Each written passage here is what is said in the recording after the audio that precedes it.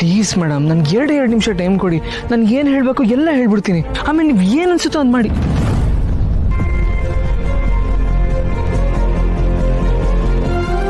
ನೀನು ಹೇಳಿದ್ದನ್ನೆಲ್ಲ ಕೇಳಾಗಿದೆ. ಇನ್ನೇನೇ ಹೇಳಿದ್ರೂ ಪ್ರಯೋಜನ ಇಲ್ಲ.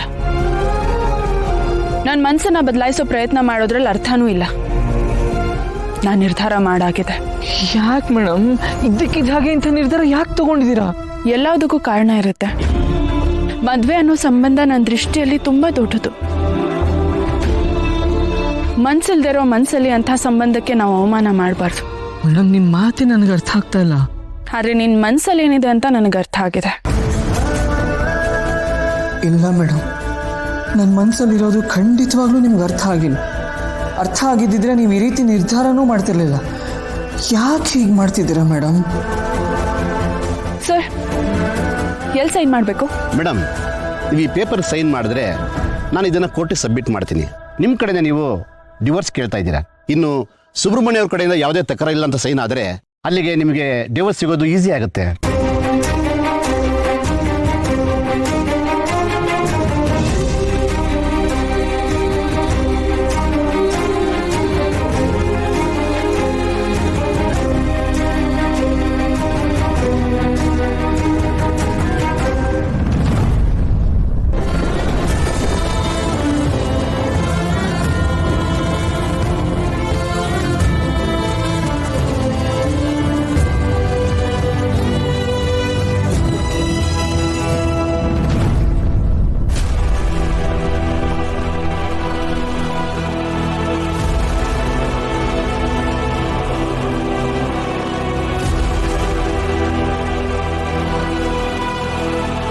ಇವ್ರು ಸೈನ್ ಮಾಡ್ತಾರೆ.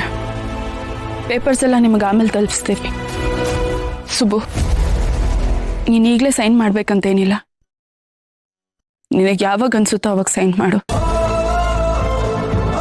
ನೀನು ಸೈನ್ ಮಾಡ್ತಿದ್ದ ಹಾಗೆ ಲಾಯರ್ ಕೋರ್ಟಲ್ಲಿ ಅಪ್ಲೈ ಮಾಡ್ತಾರೆ. ಸುಬ್ರಹ್ಮಣ್ಯ ಅವರೇ, ನೀವು ಪೇಪರ್ ಸೈನ್ ಮಾಡಿ ಆದಷ್ಟು ಬೇಗ ತಲುಪಿಸ್ಬೇಡಿ. ಪೆನ್ ಕೊಡಿ, ನಾನು ಬರ್ತೀನಿ ಮೇಡಮ್.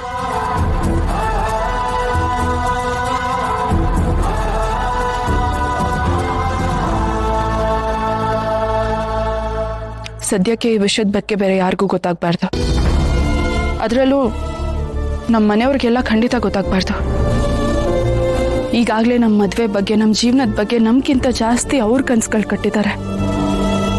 ಈಗ ಇದ್ದಕ್ಕಿದ್ದ ಹಾಗೆ ಅವ್ರ ಕನ್ಸುಗಳು ಹಾಳಾಗಿ ಅವ್ರ ನೋವು ಅನುಭವಿಸೋದು ನನಗಿಷ್ಟ ಇಲ್ಲ.